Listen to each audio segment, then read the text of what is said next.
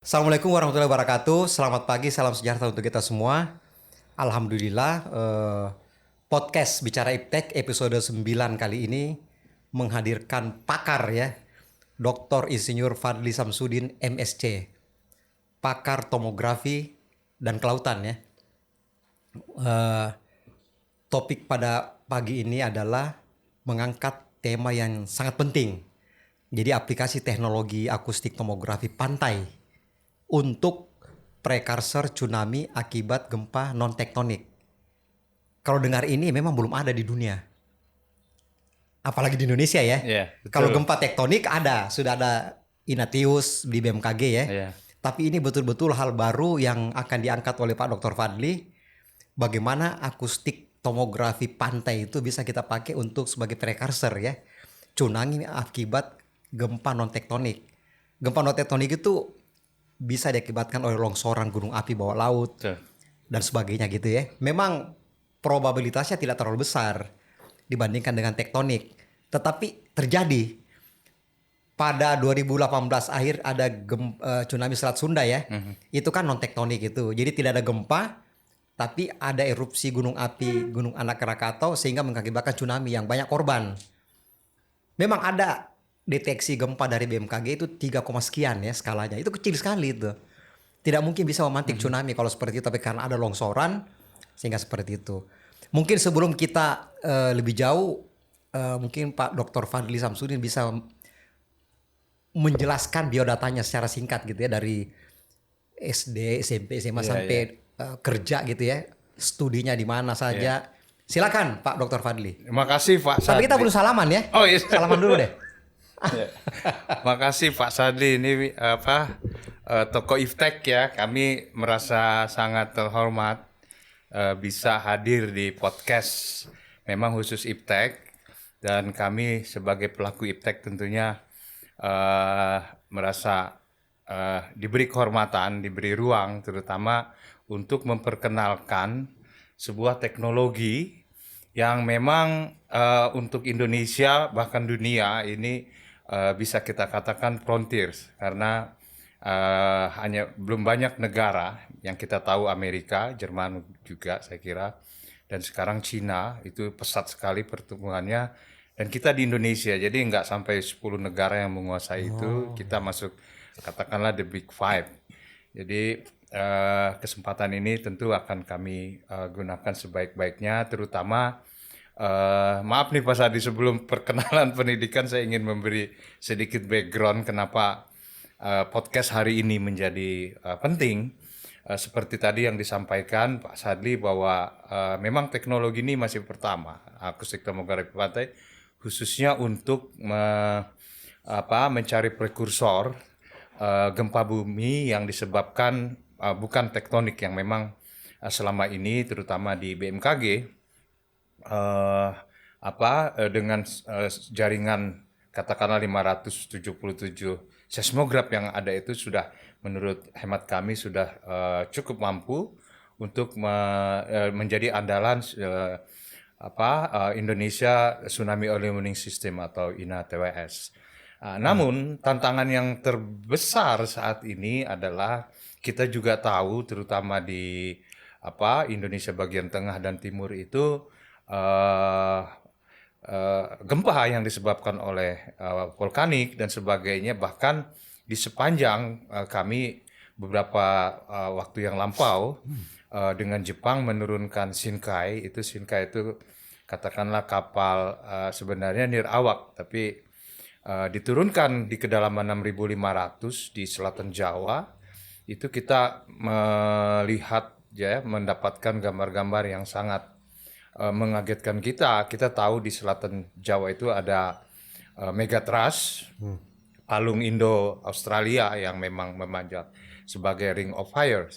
Namun di selatan Jawa juga sampai Nusa Tenggara itu terdapat lereng-lereng di mana akumulasi sedimennya itu sudah membentuk gunung-gunung seperti itulah Pak, yang ada goyangan sedikit saja akibat gempa atau apapun itu bisa runtuh.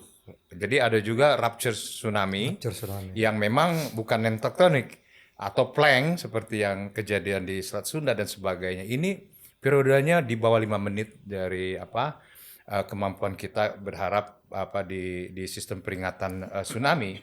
BMKG kan katakanlah untuk peringatan pertama itu, peringatan dini pertama di bawah 5 menit. Saya kira kita harus bermain di situ. Seperti Selat Sunda saya kira 2 menit itu sudah mencapai bibir pantai. Jadi kita tantangannya adalah perlu teknologi. Disinilah pada kesempatan ini kami paparkan bagaimana ide-ide dan kami sudah secara konsep kami di BRIN sudah siap untuk melakukan itu karena memang sejak tahun 2017 sampai 2020 lah ya, karena COVID programnya terhambat kurang lebih 3 tahun kami melakukan penelitian yang intensif di Selat Lombok dengan sistem ini. Saya kira itu pengantarnya. Kembali ke pertanyaan latar belakang pendidikan. Ya, itu yang penting gitu. Ya. Biar orang tahu gitu ya. Saya lahir di Makassar, jadi tapi SD saya berpindah-pindah Pak Sadli, karena orang tua saya di Telkom waktu itu, jadi banyak mengikuti beliau lah. SD jadi di Kalimantan Selatan, sempat di Banjarmasin. Kemudian menamatkannya tuh di SD Bruder di Pontianak Pak. Kemudian SMP, karena saya orang Makassar kok nggak pernah hanya lahir di sana, saya ingin juga tahu suasana kota Makassar, sehingga orang tua saya memindahkan di SMP Prater waktu itu. Iya. Di SMP Prater Jalan Tamrin ya di kota Makassar. Di sana saya menyelesaikan pendidikan SMP. Kemudian karena saya ingin ke ITB, saya kembali SMA ke Bandung di SMA 9, Pak. Oh, di Bandung SMA-nya ya? SMA di Bandung, dan setelah lulus sesuai harapan cita-cita kami berkuliah di ITB di jurusan Geofisika dan Meteorologi. Nah, pada saat kuliah itu saya mengambil spesialisasi di oceanografi. Sebenarnya kecintaan kepada teknologi akustik gitu ya, belum tomografi waktu itu, tapi teknologi bawah air itu sudah terpupuk. Hanya saja ketika kami ingin melakukan katakanlah tugas akhir, waktu itu di tahun 1990-an lah gitu ya, itu belum ada ahlinya. Oh, belum masih Belum sedikit ada ahlinya, ya? nggak ada sama sekali di ITB, sehingga ya keinginan itu terpendam. Nah, kemudian setelah lulus, karena memang passion saya di penelitian dan sebagainya, saya masuk BPPT. Memang menerima banyak mahasiswa-mahasiswa yang waktu saat itu cukup mudah, hanya mendaftar, tes, dan akhirnya saya masuk di BPPT, ditempatkan di waktu itu Direktorat Teknologi Inventarisasi Sumber Daya Alam, TISDA, khususnya di bagian kelautan. Di situ kami mengelola kapal matra laut. Ada kapal reshoot. Jadi anak muda, masih muda, kami hampir katakanlah 3 minggu di laut, 2 minggu di darat, menyisir lah hampir seluruh wilayah di Indonesia. Nah, di di BPT sebenarnya banyak kesempatan untuk melanjutkan sekolah, sehingga waktu itu dengan beasiswa STAID gitu, saya berkesempatan untuk melanjutkan S2 di Amerika di Rutgers University. Wah, itu berat masuknya di situ. Itu pakai tes masuknya atau? Biasa standar. Di STAID itu kami memang cukup intensif 4 bulan bahasa Inggris dan sebagainya, sehingga saya kira dengan modal itu kami bisa sehingga kami S2 di sana. Ambil bidang apa Pak di situ? Ambil numerical ocean modeling. Jadi memang waktu itu saya berpikir di Indonesia belum banyak ahli modelnya. Sementara laut di Indonesia itu kan karena perairan internalnya itu kan banyak selat, gelombang-gelombang internal itu sangat kompleks. Yang sebenarnya ya itu tadi, perlu pemodelan dan sebagainya untuk langkah awalnya. Idenya seperti itu. Sebentar Pak, itu Ya. di sana itu dibimbing oleh siapa? Profesor siapa? Ya, profesor saya kebetulan saya bersyukur ada dua pembimbing sekaligus menjadi profesor saya. Karena sebenarnya ini saya kira yang perlu saya sampaikan, saya sharing Pak Sadli. Kami di BPPT itu terutama sampai sekarang saya sangat mengagumi tokoh waktu itu direktur kami namanya Pak Profesor Indriyono Susilo. Pak Indriyono Susilo ya. Memang mereka hampir adalah idol lah ya, idola kita ya, sama. idola kita semua. Beliau yang perlu saya share ini, beliau tuh punya katakanlah visi untuk capacity building staff di bawahnya itu, bahwa semua harus mendapatkan pendidikan S3 sebelum berkarya lebih lanjut. Nah, saya termasuk seperti itu, jadi hampir setiap stafnya itu dedicated gitu Pak. Kami misalnya waktu itu sebenarnya saya bermitra dengan Profesor Arnold Gordon. Arnold Gordon, ya, pakarnya itulah pokoknya pakar ya. dunia banget. Jadi kalau orang bicara oceanografi, Arnold Gordon mbahnya. Nah mereka melakukan riset. Jadi modelnya seperti ini Pak Sadi. Riset di Indonesia dan sebagainya in kind. Jadi in kind dari kerjasama itu Pak direktur kami waktu itu Profesor Indriyono Susilo meminta harus ada 1 atau 2 ya sekolah. Staf TISDA yang harus sekolah. Jadi dalam bentuk in kind. Jadi kan mereka punya dana melakukan riset dan sebagainya, ya kita juga tentu ada kontribusi ya. Kontribusinya ya in kind-nya seperti itu. Nah, model-model seperti itu banyak menelurkan S3. Ada yang ya ke Amerika, saya kira saya dan Pak Wahyu Pandu. Ada juga ke berbagai negara saya kira. Nah, dengan model itu sebenarnya skemanya saya sudah punya beasiswa untuk ke Columbia University, tempatnya Profesor Arnold. Ya. Nah, hanya secara bersamaan saya juga ikut STAI dapat beasiswa itu. Jadi, tapi kontrak in kind itu tetap melekat sebenarnya, Pak. Jadi, waktu itu saya bilang ke Profesor Arnold, saya tidak bisa, saya izin mau tidak langsung ke Columbia, tapi saya mau belajar model dulu. Nah, jadi kebetulan New Jersey, Rutgers di New Jersey dengan Columbia itu kan di New York City dekat Pak. Jadi Arnold bilang, oh gampang, saya punya profesor, nanti saya telepon dia, Anda S2 di situ aja, nanti S3 baru observasi karena data-data kami dengan riset. Jadi skemanya itu saya belajar model dulu di Rutgers, tapi dia tetap pembimbing saya, Arnold. Di samping pembimbing di internal tentunya. Kemudian S3-nya di Columbia University. Oke. Ya itu begitu mulus Pak. Jadi Arnold orang ternama, dia telepon temennya ternyata juga namanya Gerhard Vogel. Itu lulusan MIT, modelernya yang terbaik juga di Amerika ya, di dunia gitu.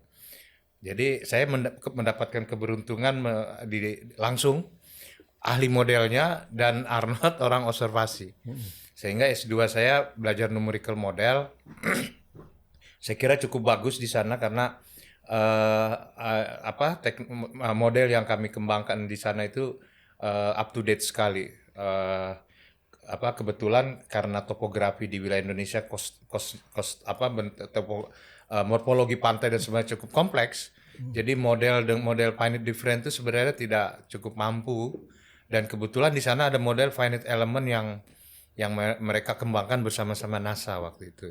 Kami gunakan itu dan kami bisa melakukan modeling yang sebenarnya waktu itu membuktikan ada sebuah gelombang yang sangat penting, Kelvin namanya, masuk Selat Lombok. Nah, waktu itu komunitas dunia tidak bisa membuktikan bahwa itu tuh masuk karena itu tadi keterbatasan modelnya. Tapi dengan finite element dan sebagainya, grid bisa saya atur, itu bisa 60% kurang lebih energinya bisa masuk Selat Lombok. Dan itulah yang menyebabkan gelombang ini seperti ada rob di Pantura dan sebagainya. Nah, kembali ke pendidikan, S3 skemanya tadinya kan mau ke Columbia. Memang seperti itu, Pak. Jadi saya terus terdampar di Hiroshima. Ya? Nah, ini ada ceritanya. Jadi waktu saya S2 di Amerika, ada seminar di Tokyo, saya menghadiri waktu itu semester 3 belum lulus.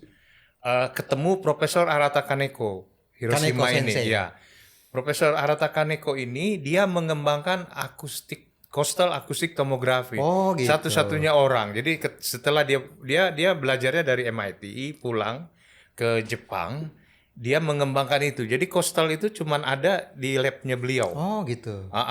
Nah, ketika saya ketemu dream ya mungkin ya, impian saya waktu S1 di ITB untuk mempelajari akustik. Sebenarnya waktu S1 itu akustik itu untuk apa sih? Waktu itu saya ingin ada idealisme ini, nasionalisme. Ingin mendeteksi kapal selam sebenarnya. Oh, iya, waktu iya. itu dengan yang bisa kan akustik. Cuma waktu itu nggak ada. Wah, ini saya kesempatan nih ketemu ide. Akhirnya pulang ketika saya lulus ada transisi untuk pindah karena kan di Amerika sistem PhD di Amerika itu kita harus defend Defend dulu judul apa? ya defend artinya PhD candidate itu harus defend 1 tahun di samping tesnya.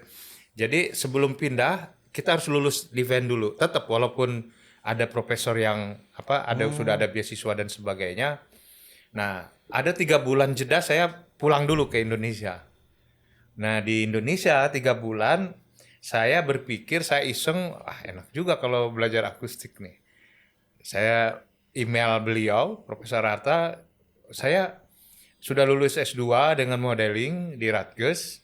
Saya tinggal menunggu melanjutkan nanti. Itu saya lulus Oktober 2001 waktu itu. Saya ingat. Nanti lagi masuk ke sistemnya kan di Februari, Pak Sadi. Jadi ada jeda untuk itu. Saya pas liburan akhir tahun baru saya ke Indonesia dan saya email beliau, wah saya kebetulan kata Profesor Arata Kaneko punya dana besar 10 tahun. Oh gitu ya. Giant funding dia bilang istilahnya kan. Kalau Anda mau, Anda langsung ke sini karena kami butuh modeling. Untuk teknologi mereka masih mengembangkan waktu itu, masih fase awal tahun 2001. Saya mikir akhirnya oke. Semuanya dibayar beliau. Coba saya di sana kan kalau di Jepang kan semesternya mulai April, Pak. April. Jadi saya diundang beliau sebelum saya ke Amerika balik bulan Februari. Januari begitu datang langsung dikunci sama dia. Ya sudah. Untungnya Arnold Gordon baik sekali dan sebagainya, profesor dia memaklumi. Saya switch Pak, hijrah. Jadi S3 saya sebenarnya di hire sebagai bukan really beasiswa, tapi di hire karena dia punya big funding ini sebagai faculty staff members lah gitu ya. Dapat honor lah gitu ya. Iya dapat gaji. Gaji ya. Tuition fee saya di backup ya. sama project. Enak juga. Bagus itu ya betul. Enak juga artinya di atas standar. Tapi membantu juga dia kan di project itu. Dia. Jadi saya S3 saya belajar instrumentasi Pak Sadi di Hiroshima University di Graduate School of Engineering. Khusus memang belajar akustik, akhirnya kami kembangkan dan risetnya memang saya senangnya itu karena beliau juga mendukung dedicated ke perairan Indonesia. Jadi PhD saya pakai akustik tomografi di Selat Lombok. Nah, S2, S3 selesai. Sebelum saya kembali, saya coba apply postdoc. Mendapatkan kesempatan juga dengan beasiswa American Geophysical Unions ke Netherlands Pak, ke Netherlands Institute of Sea Research. Di sana memang banyak. Saya kenapa ke Netherlands? Karena data-data kita zaman dulu kan justru di sana ada banyak. Di Belanda. Jadi saya ke sana postdoc-nya lumayan karena memang minat saya di oceanografi itu lebih ke gelombang-gelombang internal Pak, internal wave. Jadi menurut saya yang internal wave microstructures ini kalau di bidang kami oceanografi itu challenge-nya lah, the most challenging-nya di situ.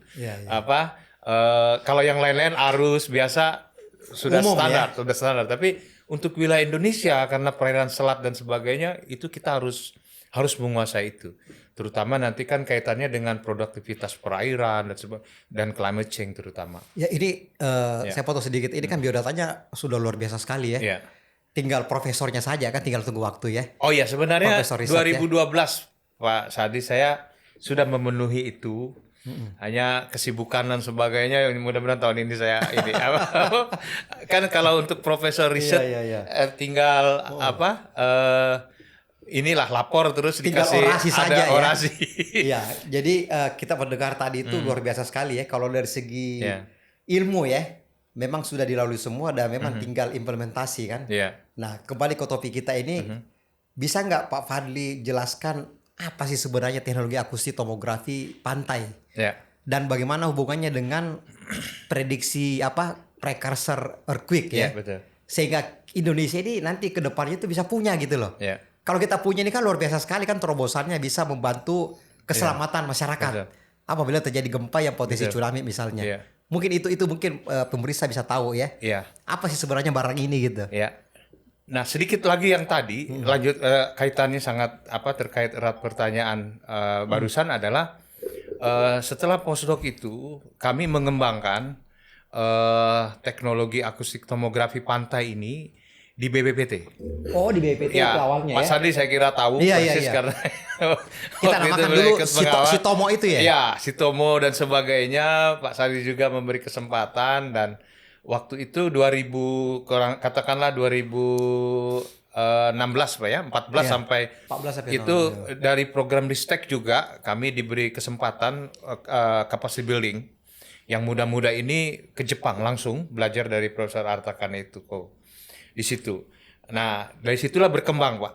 Nah, sehingga capacity building itu di teman-teman terbentuk. Dan beberapa orang ambil sekolah juga kan, studi beberapa orang S3 juga kan? Sekolah S2, S3. Jadi komunitas ini terbentuk. Nanti kembali ke situ. Nah, tapi yang ingin kami share di sini adalah bahwa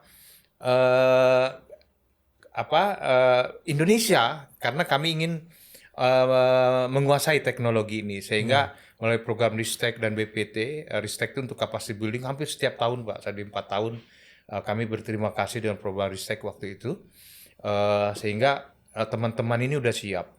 Di samping Pak Sadi ingat juga kami mendapatkan dana internasional dari Jepang, SATREP project. Itu juga capacity building untuk buoy dan sebagainya itu juga kami masukkan. Dan terakhir saya secara pribadi merasa perlu untuk benchmarking pemahaman kami terkait dengan science akustik terutama karena kiblatnya kan kalau di dunia ini Amerika. Sehingga tahun 2016 saya khusus apply sebenarnya dapat Fulbright sebagai visiting senior scientist gitu. Saya ke tempatnya ahli akustik Amerika memang namanya Profesor Bruce Howe di Hawaii University. Di situ saya mendalami lagi dan akhirnya kenapa saya ke sana karena ini terkait dengan pertanyaan Pak Sadi apa itu coastal. Amerika penemu akustik teknologi ocean akustik tomografi kalau mereka katakan seperti ocean-nya bukan coastal. Ocean karena memang mereka berkepentingan dengan climate change, Pak. Jadi dengan akustik ini gelombang suara ditembakkan di dalam laut, mereka bergerak ke segala arah. Itu sebenarnya dari gelombang suara bisa diturunkan Pak Sadi dengan persamaan empirical, Mackenzie equation namanya gitu. Itu nanti bisa mendapatkan data T, tapi secara empirik, salinitas dan tekanan. Ini kan 3 parameter dasar. Nah, untuk Amerika, mereka memang nggak punya coastal, artinya coastalnya kan langsung open sea. Jadi interest mereka ya memang Amerika ingin yang besar-besar climate change. Dia ingin mengetahui global warming, sehingga satu stasiun akustik ditempatkan di Seattle misalnya, selebihnya merambat di Atlantik atau Pasifik, tergantung kalau di Pasifik kan di pantai barat gitu, di sisi lainnya misalnya di Chili yang menjalar sangat jauh. Tapi dari situ kan mereka dengan data yang panjang tahu tren dari suhu untuk global warming. Nah, Profesor Arata Kaneko belajar akustik juga di Amerika, di MIT itu. Dia tertariknya karena Jepang kan Seto Inland Sea dan sebagainya memang dinamikanya coastal. Dan beliau senang ketika mempunyai mahasiswa dari Indonesia karena challenge dari coastal akustik ini kan adanya di wilayah-wilayah yang memang pantai, Pak. Artinya kayak selat itu kan kecil, sehingga didesainlah memang mereka mengembangkan ini sampai sekarang mungkin 30 tahunan. Dari awal kami masuk di situ. Saya waktu itu belajar di akustika karena saya berpikir ke masa depan. Rekan saya di BPPT, Dr. Yudi Aditya, kami undang juga untuk belajar elektroniknya, Pak, alatnya. Jadi dalam segi penguasaan juga sebenarnya kami udah siapkan sejauh dari awal situ.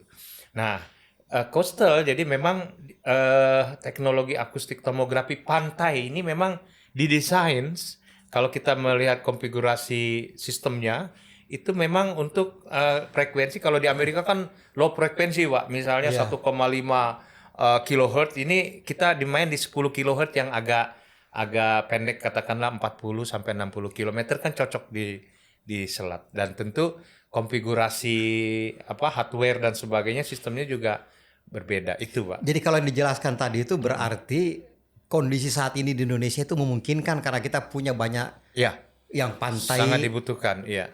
Terus yang lain gitu, artinya untuk implementasinya tidak ada masalah di Indonesia ya? Sangat tidak punya masalah karena. Tapi enggak, permasalahannya apa? Kalau ada permasalahan apa bisa disampaikan juga Pak Fadli gitu ya? Kalau permasalahan apa di Indonesia kalau gitu? Secara teknis justru teknologi ini sangat cost efektif dan cost efficient. Kenapa? Kalau kita bicara instrumentasi oceanografi, saat ini yang sangat populer digunakan adalah kalau untuk mengukur arus itu namanya ADCP, Acoustic Doppler Current Profiler. Ya. Jadi menggunakan metode Doppler karena kan dia gelombang sama prinsipnya, gelombang akustik ditembakkan, pantulan karena ada katakanlah partikel arus ini membawa partikel yang bergerak dipantulkan, itulah yang diukur yang menjadi kecepatan arus. Nah, itu hanya keterbatasannya ADCP ini kan nembak jadi satu titik. Dia bisa mendapatkan data 2 dimensi gitu ya, satu bidang. Kalau ditempatkan di kapal dan kapalnya harus bergerak. Nah, bedanya akustik tomografi, gambaran gitu semua. Array dia. Transducernya itu cukup ditempatkan di pantai, katakanlah 5-10 meter di pantai, sehingga sistem baterai dan sebagainya bisa di daratan. Itu, dan dia kalau bedanya ADCP ini menembak secara vertikal ke bawah, ini dia secara horizontal ke samping. Jadi water column. Jadi harus ada pasangan stasiun. Katakanlah kalau kita bicara Selat Sunda. Jadi satu di sisi Banten, satu di sisi Lampung. Sehingga ada reciprocal. Reciprocal itu artinya interseksi. Iya, jadi yang satu ditembakkan bersamaan, dia ada satu arah menembak ke stasiun yang di Lampung, di Lampung. Satu stasiunnya lagi di Lampungnya juga ke Banten. Dua stasiun ya. Jadi reciprocal saling bertemu. Nah, teorinya sederhananya tuh begini. Di situ kan ada pasangan stasiun akustik kan, sehingga ketika dia menembakkan pada delta T yang T yang sama, T1 misalnya. Ini harusnya kalau tidak ada arus secara bersamaan kan dia sampai di waktu yang bersamaan sehingga tidak ada delta T. Tapi kalau ada arus tentu ada shift. Nah, ini akan menyebabkan delta T. Sehingga kalau kita tahu jaraknya ada delta T dibagi 2 aja kan, itu menjadi kecepatan. Iya. Nah, dengan inversi dan sebagainya, katakanlah kalau kita punya satu pasangan stasiun satu garis, tapi ada lagi yang di sana lagi nembak juga, sehingga satu katakanlah selat gitu ya, kita bisa banyak irisan. Nah, di irisan inilah ada data-data yang ada garisnya, yang kosong-kosongnya kan dengan metode inverse matematik. Itu bisa diturunkan. Dan karena ini gelombang suaranya itu dari permukaan sampai kedalaman, kita bisa juga potong slice untuk dari permukaan ke kedalaman.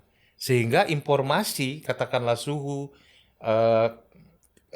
kecepatan gitu ya, salinitas yang ingin kita ketahui dalam satu kolom air itu bisa kita dapatkan di titik manapun. Jadi sebenarnya problemnya tidak terlalu Secara teknis tidak ada masalah. Secara tidak masalah, Iya. tinggal pelaksanaan saja ya. Iya. Implementasi Dan bikin bahkan stationnya tadi itu kan. Bahkan saya bilang kenapa cost efektif dibandingkan misalnya sistem buoy di laut. Buoy itu kan kendala kita lebih banyak ke vandalisme. Susah kita maintain arus ke laut dan sebagainya dibandingkan kalau ada stasiun kita yang di pantai yang bisa dijaga langsung oleh orang gitu ya, dilihat. Iya, memang efektif, efisien ya. Iya. Tapi kembali kita hubungkan dengan itu tadi precursor tadi itu bisa nggak iya. disampaikan? Iya, belum. Nah, Ke prekursornya tuh Jadi- ini kan masa depan ini. betul. Jadi ide sederhana dari precursor yang kami kembangkan ini adalah kalau ada gelombang tsunami, tentu ada katakanlah kecepatan gelombang juga ada pas phase speed-nya. Phase Speed dari gelombang tsunami ini. Kita tahu untuk kecepatan gelombang itu kan akar dari gravitasi ya, konstanta gravitasi G kecil dikali kedalaman. Kalau di laut lepas ya katakanlah 1000 atau 900 itu kan katakanlah 300 akarnya itu ya. G-nya 10 kurang lebih. Jadi 300 km per jam. Tapi yang jadi masalah kan menjadi lebih cepat lagi ketika dia ada di kedangkalan gitu dan nah artinya seperti kasus di Selat Sunda itu 100 km udah bisa 100 km per jam Pak. Jadi kecepatannya itu memang cukup besar. Nah idenya seperti ini. Katakanlah di Gunung Krakatau kita bayangkan itu. Kemudian ada 2 pasangan stasiun akustik yang kita pasang dari Selat Lombok, Selat Sunda ini dari katakanlah Banten dengan Lampung, memotong katakanlah garis yang dekat Gunung Anak Krakatau. Ada pulau apa di situ? Iya kan? betul. Besi apa segala Katakanlah sumbernya di sana, dia kan merambat ke segala arah. Jadi ini pasangan stasiun ini garis imajiner akustik ini seperti pagar. Dia berfungsi seperti pagar. Jadi kalau ada kecepatan tsunami melewati pagar itu, kita langsung dapat mengetahui kecepatan itu. Iya. Tapi kenapa bisa bahwa metode ini bisa mengukur kecepatan itu dengan cepat? Karena kita tahu gelombang suara di air, di laut itu 1.500 Pak meter artinya 1,5 kilometer per detik kecepatannya itu ya. Jadi kalau misalnya Selat Sunda hanya 40 ya separuhnya atau 45 hanya 30 detik. Iya. 30 detik aja itu udah terdeteksi Pak. Sehingga kalau kita set dalam 1 menit pertama begitu nangkap artinya di bawah 2 menit atau 2 menit lah. Kurang dari 2 menit bisa memberikan info Iya. gitu ya. Untuk perairan selat ini. Karena ya itu tadi kalau jaraknya pagarnya ini karena begitu dia menyentuh pagar kita langsung ke record. Jadi misalnya kita setting samplingnya per 10 detik dan sebagainya ya tiap 10 detik dia nge-record. Gitu kan misalnya. Nah, teorinya ya paling nggak menurut saya 2 menit itu artinya kalau kita untuk prekursor yang tadi ada plank, ada ruptures dan lain-lain yang non tektonik 1 sampai 2 menit lah ya, cepat gitu kan. itu bisa langsung di transmit ya. Karena kita kan near field tsunami Ya. kan.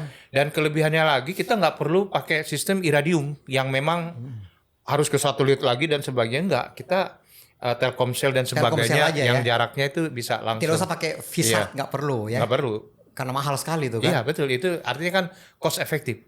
Jadi yang Pak Fadli sampaikan ini betul-betul sangat menjanjikan sekali terutama Sangat. untuk precursor earthquake. Iya. Karena kita kan belum punya itu, di Betul. dunia pun belum ada. Betul. Dan kalau ini diseriusi, Ya. Indonesia akan punya pertama kali di dunia kan? Ya, Untuk non kita akan leading. Kita akan leading. Ya Ya. kan earthquake karena non Betul. tektonik. Betul. Seperti itu. Berarti kalau kita sampai ke situ kira-kira dari segi SDM menurut Pak Fadli bagaimana kira-kira? Kita mampu karena memang kita sudah siapkan sejak lama. Artinya kalau kita lihat di perguruan tinggi itu kan ada teknologi kelautan apa itu ilmu-ilmu ini sudah masuk di kurikulum nggak itu atau Belum. perlu kita suntikkan gitu Perlu. supaya seperti di TB, di UI, UGM, Unhas dan lain-lain Yeah. itu ada kurikulum yang memang untuk ini untuk Yeah. masalah ini gitu karena ini Yeah. belum ada di dunia kan? Betul.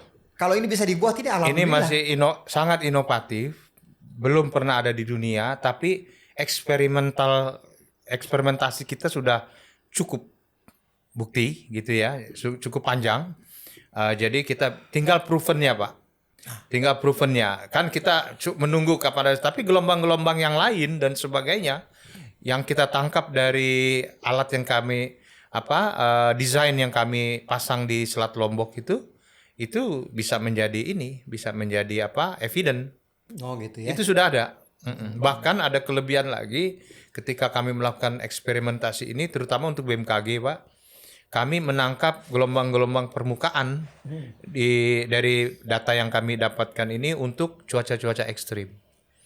Itu menarik gitu. Apa yang disampaikan Pak Fadli tadi, kita kan bisa harus mengkerucutkan ini ya. Betul. Terkait dengan ini. Yang saya masih belum paham itu siapa yang jadi imamnya dan makmumnya untuk kegiatan ini. Betul. Apakah imamnya itu BRIN, tempatnya Pak Fadli di situ, atau bagaimana, di mana, instansi apa gitu? Kalau tidak ada yang take lead ini kan susah ini. Ya. Apakah ada kerjasama? Jadi misalnya BRIN yang untuk R&D-nya sampai ke praoperasional ya. Kemudian ada kan Kementerian Kelautan. Ya. Apakah ini bisa sebagai untuk implementer atau apa gitu, atau yang lain BMKG untuk cuacanya, untuk gempanya? Betul. Ya menurut Pak Dr. Fadli bagaimana ini sebaiknya di Indonesia diatur ini? Ya. Karena kalau nggak nanti jalan sendiri-sendiri. Ya. Kalau kita kembali ke pengalaman yang telah kita laksanakan, jadi sebenarnya sejak awal, terutama ini kan terkait dengan implementasi Perpres ya Pak, dari nomor 93 betul. 2009 terkait INA-TWS, bahwa waktu itu BPPT di samping 5 lembaga lainnya itu bertanggung jawab kalau komponen tugasnya struktur. Iya, komponen struktur ya, untuk mengembangkan sistem monitoring dan sebagainya itu tsunami. Dan waktu itu BPPT mengenalkan 3 teknologi sebenarnya, dan salah satunya tomografi sudah. Hanya kan belum mendapatkan ruang untuk membuktikan bahwa, karena ketika ada kegiatan itu kan kebetulan belum ada tsunami waktu itu. Nah, tapi secara terutama regulasi di komponen struktural kan sudah ada penguatan. Nah, ini sebenarnya tinggal kemauan politik sebenarnya, dan mungkin untuk grup kami yang memang sudah siap melakukan ini, diberi ruang yang lebih untuk pembangunan nasional. Menurut hemat kami, saya kira landasan hukum itu sudah ada. Mungkin perlu ada revisi lagi, boleh, kalau untuk penguatan dan sebagainya. Tinggal mengacu ke regulasi. Kan sebenarnya kalau kita mau dikaitkan untuk tsunami tadi, saya kira BMKG memang diberi tugas untuk warningnya, dan kami di BRIN mengembangkan lebih lanjut untuk ini. Artinya sekarang ini kan sebenarnya teknologi sudah siap ya, tinggal kalau ini menjadi kebutuhan nasional karena wilayah kita sangat luas dan sebagainya, mungkin perlu dibentuk pemikiran kami semacam konsorsium. Jadi misalnya PT Inti atau LAN di Bandung itu diberi mandat lebih untuk produksinya. Karena ini kan bisa dikatakan produk anak bangsa ya. Telah melakukan riset dan sebagainya, inovasi lah itu, produk BRIN. Nah, dengan konsorsium ini nanti siapa melakukan apa, termasuk mungkin dari diktinya untuk perguruan tinggi dan sebagainya, karena secara teknologi kemudian kurikulum dan sebagainya kan sudah siap Pak, sudah matang. Jadi tinggal ya ini kemauan lebih ke political will ya. Jadi kembali ke Pak Fadli ya. Jadi berarti kita perlukan ada kebijakan, strategi dan upaya. Kebijakan ini adalah kebijakan negara, memang harus dari pimpinan tertinggi negara, dari presiden mengeluarkan kebijakan. Kan sudah ada Perpres kan. Itu kan kebijakan dari presiden itu, yang bawahnya kan melaksanakan.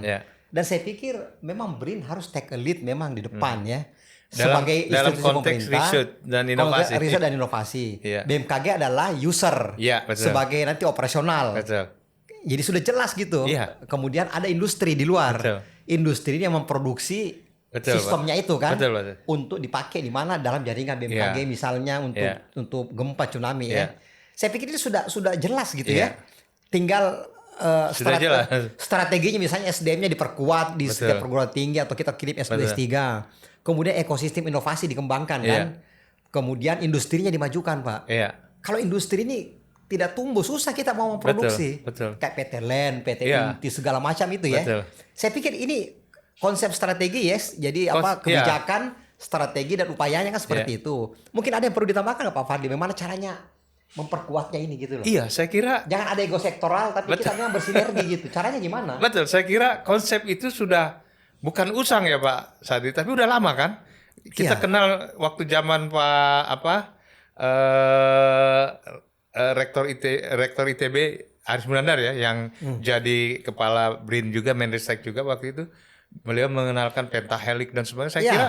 Saya kira Sudah konsepnya lama itu. udah bagus, Tinggal udah lama. dijalankan aja. Jadi sebenarnya tinggal kalau untuk saya political will Pak. Jadi kalau kita pakai konsep katakanlah yang pentahelix tadi kan sebenarnya sudah clear. Terutama kalau kita larinya nanti ke tsunami juga peran dari masyarakat pesisir ya kalau misalnya untuk Pemahaman gitu dan ya. sebagainya. segala macam. Iya, itu kan bisa Dikti bisa membantu di lewat kurikulum dan sebagainya. Kemudian terutama yang paling penting lagi sampai sekarang juga masih menjadi PR besar itu kan big data tadi. Data ini ada konsep BIG Badan Informasi Geospasial untuk satu data dan tapi kan sampai sekarang kita masih tersyok-syok juga Pak Terkait big data sudah ada wali data dan Iya. BMKG juga sudah berpartisipasi Iya. di situ. Imamnya Tapi kan- adalah Bappenas. Iya. BMKG menyiapkan HPC ya, Betul. High Performance Computing, big data. Sudah ini lagi Bagus persiapan. kan? Sudah tapi Dalam- kan iya. Mudah-mudahan dalam waktu tidak lama Nah, lagi ya kita betul. bisa dioptimalkan itu Betul. karena itu punya anak bangsa ya. Iya. Cuma yang saya masalahkan sekarang ini kita perlu ada organisasi non formal yang bisa mendorong. Iya. Misalnya ISOI, Iya. Ikatan Ahli apa? Ikatan Sarjana Sarjana Oceanografi. Ini kan kumpul orang-orang pintar kan untuk Iya. orang-orang laut semua ini. Iya. Seperti kalau penginderaan jauh MAPIN. Nah ini ISO ini bisa nggak ISO sebagai leverage Iya. untuk mendobrak itu dengan ahli-ahlinya ini bisa ke perguruan tinggi, ke kementerian lembaga, ke industri supaya dia sebagai ini yang memberikan semangat itu loh supaya ini jalan gitu. Iya. Kira-kira kan Pak Fadli itu pengurus kan Iya. ISOI ya? Belum nggak pengurus tapi Pernah pengurus Anggota, sekarang anggota. iya, iya. Ya gimana kira-kira? Saya sih ISO Iya, ini iya. perlu kita kembangkan karena Betul. ini luar biasa luasnya ini Iya. jangkauannya. Ya, terima kasih Pak Sadi. Itu mengingatkan kembali tentang peran ISOI. ISOI saya kira sejarahnya yang besar, ya bahkan orang-orang besar juga ada di situ. Sampai saat ini Pak Agung ya presidennya. Tapi saya melihatnya itu perlu diberi penguatan yang lebih Pak. Artinya kalau cukup dari ISO meskipun secara SDM dan sebagainya di sana lebih dari mampu, namun secara organisasi kan keluasan Keluasan ya. keluasan itu apalagi akses politiknya kan masih kurang Pak untuk enforce dan sebagainya. Di samping memang itu karena organisasi profesi ya masing-masing juga kesibukan. Jadi lebih banyak yang kegiatannya itu tematik gitu ya. Biasanya dekat kongres baru mengumpulkan lebih ke state of the art. Gimana sih perkembangan ilmu dan profesi. Kalau saya melihatnya penguatan itu kembali ke Perpres tadi, mungkin saya kira perlu direvisi Pak. Revisinya artinya penguatan untuk itu. Penguatan Ya, ya. terutama diberi yang sekarang ini kan mandatnya hanya ada 2 tadi Pak. Misalnya BMKG warning, kemudian yang risiko bencana di BNPB. BPBD setempat ya di mana. Yang kami misalnya di BRIN, apalagi sekarang ini nggak merasa harus melakukan riset itu dan sebagainya. Termasuk dana-dana operasional sebenarnya yang menjadi kendala itu kan. Nah kalau di revisi ini diberi penguatan, artinya mandat itu jelas, ya tentu kan nanti ke Bappenas dan sebagainya kan terkait anggaran dan lain-lain itu. Siapa melakukan apa dan sebagainya, menurut saya itu akan menjadi karena secara substansi kan udah bagus Pak, tinggal kita jalankan tadi ya. Nah satu lagi yang untuk mengontrol itu semua, saya lebih bukan ke lembaga profesi seperti ISOI tadi, tapi mungkin kita bentuk juga semacam apa ya, evaluator independen. Dia bisa dari toko-toko apa semua tapi independen. Bisa Pak Sari udah punya experience dan sebagainya, ada di sana yang menilai, mengontrol dan sebagainya lah perkembangan ini supaya enggak. Jadi itulah yang memberi independen ini harus powerful juga Pak. Karena kan kalau perpres atau apalagi lebih tinggi diberikan semacam power itu kan ya bisa. Ya, gitu. apa yang Pak Fadli disampaikan, saya kembali memperjelas lagi ya bahwa di kegiatan terutama terkait dengan gempa tsunami ya. Seperti itu, kita kan sudah punya konsorsium juga, Konsorsium Nasional Gempa Bumi Tsunami. Itu anggotanya itu pakar-pakar baik dalam internal BMKG maupun eksternal. Perguruan tinggi semua ikut di situ. Itu pakar sudah ada semua di situ. Kemudian ada Pusgen juga di PUPR kan. Pusgen itu kan juga sama. Ada kajian-kajian di situ, pakar-pakar lah gitu ya. Jadi apa saya maksud tadi itu memang kita tinggal penguatan ini. Betul. Dan kalau dari segi anggaran, yang namanya Perpres 93 itu yang dapat anggaran itu adalah BMKG, BPPT dengan BIK. Karena BIK kan masuk di dalam tight gates-nya itu kan dipakai di Inatius. Itu ada anggarannya itu Pak. Makanya pengadaan bui, pengadaan ini kan itu kan dapat anggaran BPPT-nya itu dari pemerintah ya. BMKG juga dapat pengadaan sensor seismograf. Jadi itu sudah ada dalam rangka Perpres itu. Jadi kalau yang lain kementerian dari kementeriannya masing-masing gitu. Tapi saya pikir anggaran itu bisa direjus kalau kita sinergi kan. Betul. Semua punya anggaran kan bisa memperkuat gitu kan. Yang seperti itu dan itu bergerak gitu loh. Dan Menko Maritim dan Investasi itu adalah sebagai pengarahnya gitu.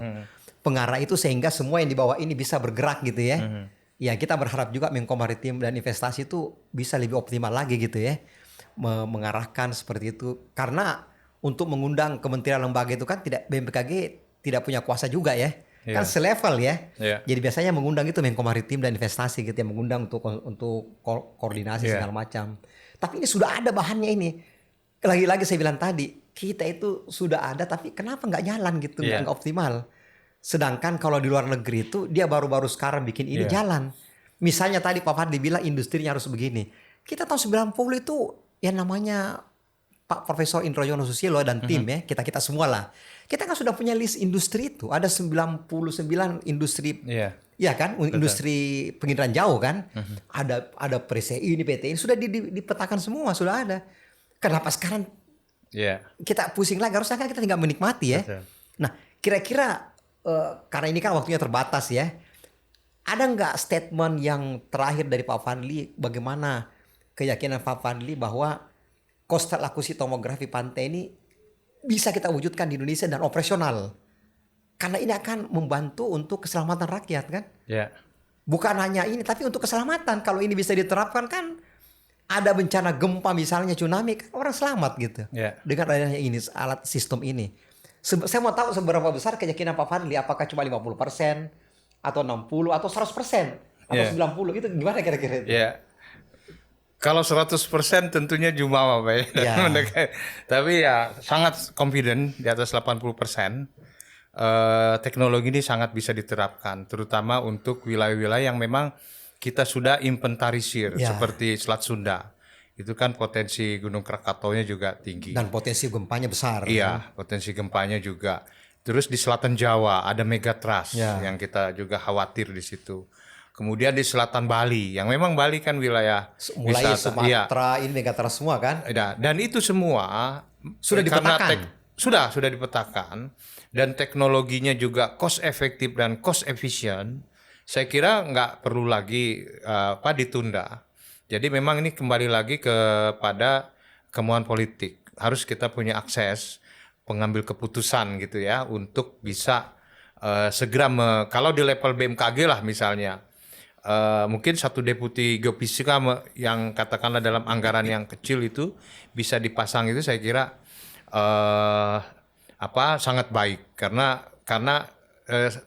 sesuai Perpres tadi juga kan status saat ini terus terang untuk buoy yang untuk beban amanat yang diberikan kepada BRIN itu saat ini buoy dan lain-lainnya pada kondisi yang idle Pak. Idle ya. Tidak ada lagi, artinya tidak ada input data yang mestinya dan CATS ini adalah ya, cost efisien.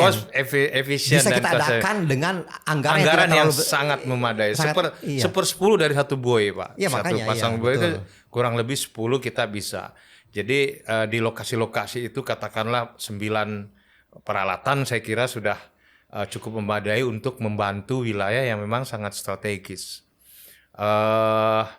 Saya pikir yang statement terakhir itu Pak memang terkait dengan penguatan ini saya kira perlu dilakukan revisi karena di situ kan teknologi juga sangat berkembang cepat.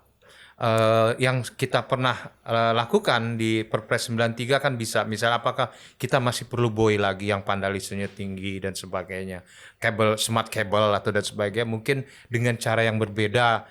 Sekarang kan banyak ada palaparing dan sebagainya, kemudian kabel dedicated itu kan Bisa bisa didedikasikan bisa gitu. bisa juga untuk itu, terutama untuk wilayah di selatan Jawa yang ada megatrust itu ancaman yang sangat.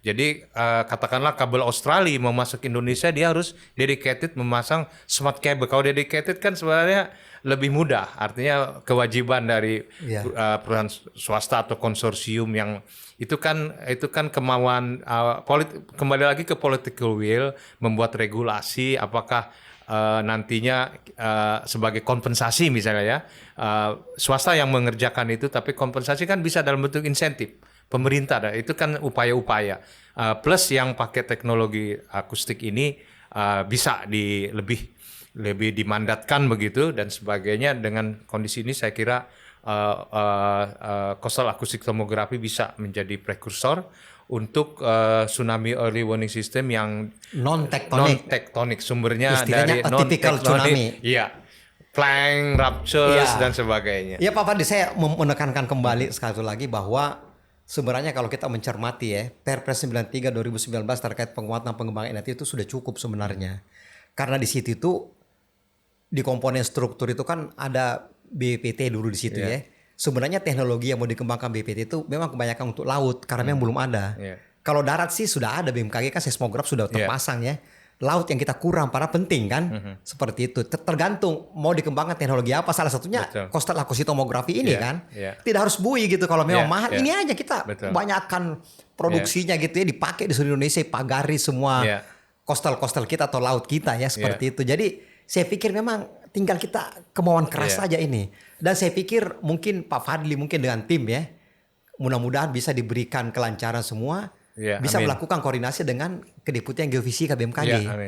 Main-main ke BMKG, rapat di sana bicarakan ya. Karena BMKG itu apa ya, lembaga operasional ya. Dia tidak bisa pikirkan riset inovasi terlalu dalam gitu. Nanti operasional terhalang kan. Tapi kalau ada produk ini akan diinjeksi ke dalam Inatius itu oke. BMKG tidak ada masalah itu. Selama itu sudah proven ya. Karena operasional bahaya kan, tidak bisa sembarangan ya. Nah seperti itu. Jadi saya pikir ini luar biasa sekali ya. Kali ini Pak Fadli bisa menjelaskan bahwa sekali lagi 90% anunya ya, keyakinannya confidence. Ya. Kalau 100 kan terlalu tinggi ya. 90% biar kita bisa mendobrak lagi, memberikan dorongan supaya SDM kita dari semua aspek sudah siap. Dan saya kira ISOI bisa kita kembangkan kembali gitu, biar jangan sampai dia hanya seolah-olah tidak penting. Padahal ini kan puluhan ahli di situ kan. Ahlinya di situ semua itu, kan gitu. Brandnya bagaimana gitu ya. Saya pikir mungkin begitu aja Pak Fadli ya. Mudah-mudahan apa yang disampaikan Pak Fadli ini bisa menambah pengetahuan dari para pemirsa ya. Di luar terkait dengan coastal acoustic tomography ini dihubungkan dengan bagaimana precursor earthquake, precursor untuk kalau ada gempa bumi yang non tektonik. Ya memang di dunia ini belum ada. Kalau ini jadi berarti Indonesia pertama kali di dunia punya. Dan itu adalah suatu terobosan yang sangat luar biasa untuk keselamatan. Karena ujung-ujungnya adalah zero victims. Walaupun ada bencana kita berada di ring of fire, tetapi jiwa itu tidak korban.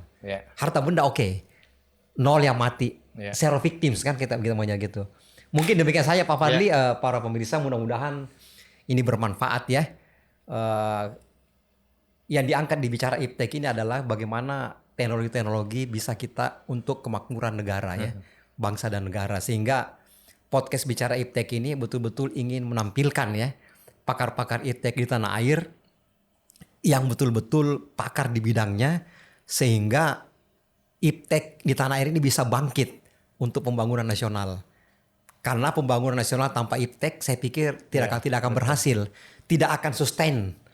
Ya kan, dengan IPTEK ini kita bisa sustainable, data juga sama, semua teknologi itu, jadi IPTEK inilah sangat penting sekali. Mungkin demikian saja podcast kali ini, episode ke-9. Sekali lagi terima kasih Pak Dr. Fadly, mudah-mudahan apa yang disampaikan ini bermanfaat untuk kemakmuran bangsa dan negara kita. Terima kasih Pak Fadly.